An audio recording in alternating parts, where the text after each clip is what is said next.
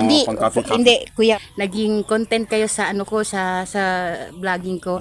This is for free. Yeah, libre na yan sa inyo. Sa inyo na yan. Sa Salamat inyo na yan. naman. Kaya sikat ni sa mga ma'am. Opo. Yan.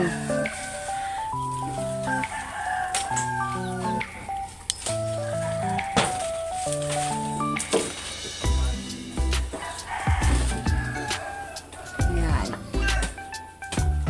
Pero ma'am, Po. kita ko na sumatulog. Si, di naman siya pa dano. Diyan po dyan. I-flex natin si kuya. Nangunguha ng bongga. Bongga pang mama. Yan. Hinog daw yun, hindi na pwede. Pag hinog na.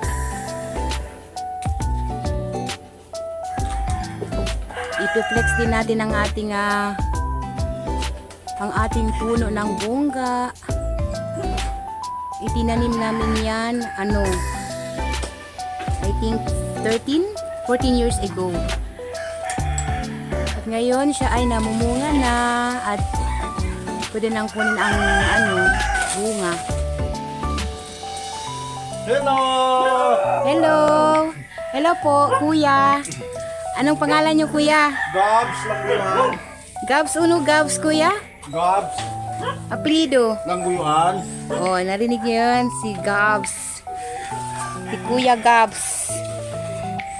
Dito po sa Purok 3, no?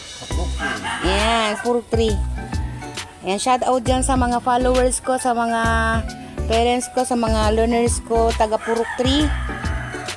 Labuan Purok 3. Shout out po sa inyo. Anong pangalan niyo ulit, kuya? Ito po.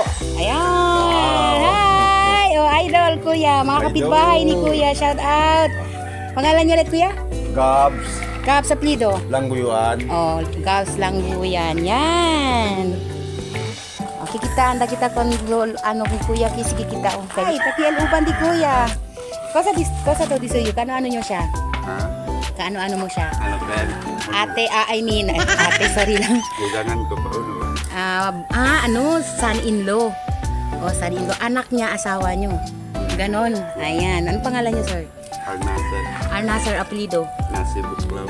Oh, si Arnasar, si Sir Arnasar Buklaw. Shout out sa mga pamilya ni Sir Arnasar. Taga saan kayo, sir? Purok-pit na. Dati, Ha? dito talaga kayo? Taga Purok pala talaga kayo? Oo ma'am. Oh, si Sir Arnasar. Yan, shout out sa mga kaibigan ni Sir Arnasar. Yan, oh. Ayan, guys, oh, nandito na yung bongga. Ayan, sa mga nakakaalam kung ano yung bongga, alam nyo na yan kung anong gamit niyan, di ba? Ginagamit natin yan sa pagmamama, very useful. At may medicinal na gamit din ng bongga. Ginagamit yan usually ng ating mga kanunuan dati, no? Lalo yung mga lasya natin kamusliman, mga brothers and sisters natin ng mga tausok kamusliman, ibang mga samal, no? Oo. Ay, kahit ako nasubukan ko talagang magmama din, kahit asawa ko nagmamama dati kasi very good sa ngipin. Oo, sa ngipin. Very good yan, hindi madaling nabubulok ngipin, at kapag nabubulok din yung ibulok na tayo ng ngipin, pag magmamama, mag-stop yung niya, yung hindi na siya sumasakit. Tumitibay yung yung ngipin natin. Yan. Oo. Meron din ako dito buyo, mga guys. Meron ako dito buyo, yung pang partner dyan. May kasi to, medicinal purpose yung pagmamama. Itong ginagamit ni na kuya, sa laot nyo yan gamitin, kuya? Opo. Kapag mangingisda po sila, pupunta sila ng laot, tabalik sila ng matagal, mga ilang days kayo doon, kuya, sa laot? Mga isang semana. Oh, 1 week. Imagine nyo. So, ito yung baon nila. Yung parang siya, di ba? Bakit, kuya, kung nagmamama, ano yung feeling? Maganda. Maganda sa pakiramdam. Yung parang nakakawala ng stress, ng pagod.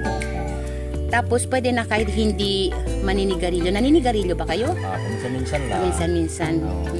Pero kapag nagmamama, okay na hindi magsigarilyo. Oh, very good. Oo. Very good talaga, no. So, ito, pang 1 week na ito, maubos to? 1 week? Oo. Wow. So, yan na guys. Tinanggal na po namin. Nandito na sa pagdi. Diyan na po. Kuya, ilagay kuya. Ako na yan magtapon. Diyan lang po. Ayan. Apo. Ayan po.